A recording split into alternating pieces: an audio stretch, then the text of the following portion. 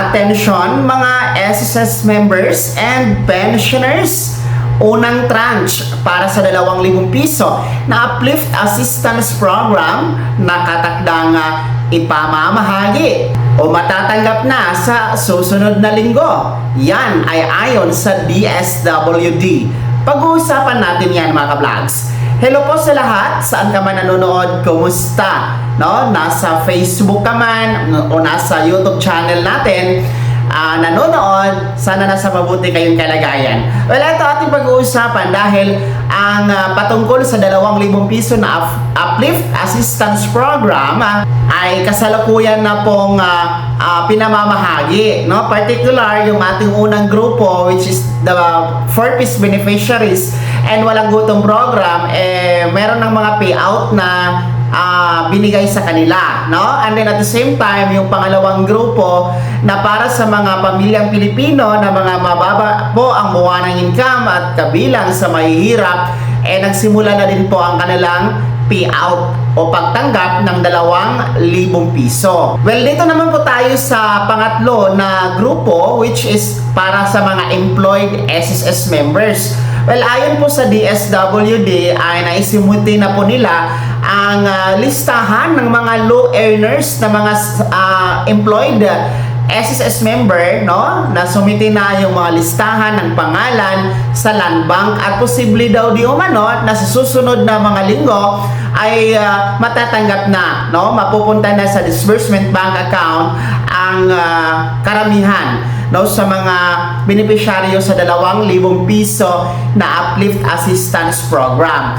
Well, actually, kahit ito ay inanunsyo na posible sa next week ay makikredit na sa disbursement bank account ang 2,000 piso para sa ating mga active employed SSS members. Well, marami na po kasi ang mga nakatanggap na sa ngayon, no?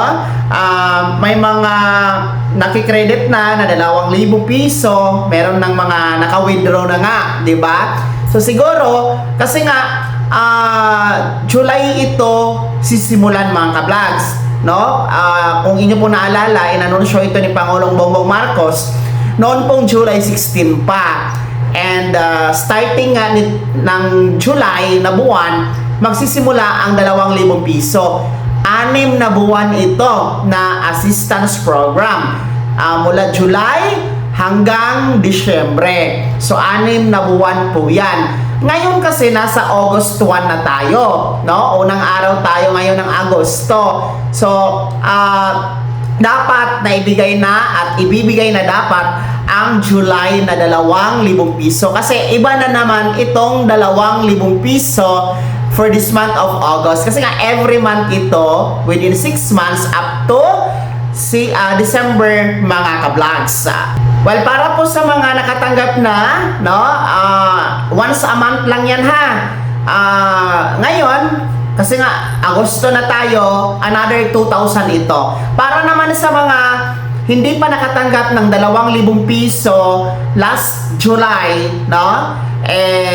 Since nasa August na nga tayo ngayon, no, doble po yan ang makikredit sa inyong ATM card. So 2,000 times 2, that is 4,000 pesos. Paalala mga SSS members, para lang ito ha sa mga active employed SSS member. Ulitin ko, hindi kasama ang mga pensionado, hindi kasama ang mga miyembro na voluntary or self-employed. Tanging mga manggagawang SSS member or employed SSS member lamang ang kasama sa 2,000 piso na uplift assistance program. Well, yun nga ang lagi natin sinasabi, sana, no? Sinali man lang kahit mga self-employed, di ba? Kasi nga pareho naman yan ng mga miyembro at naguhulog.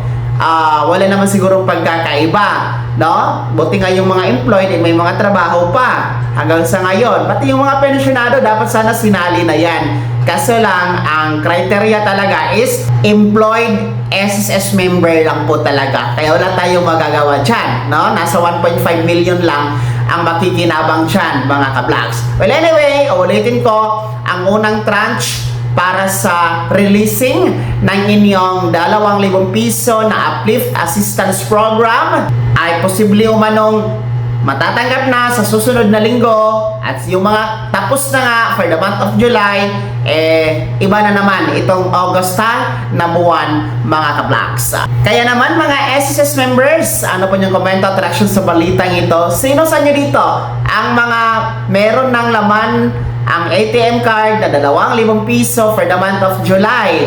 At sino ang hanggang ngayon wala pang natanggap na 2,000 piso? Ibahagi niyo po sa comment section na nasa baba. Maraming salamat sa pagtutok. God bless. Mag-ingat mga ka-vlogs.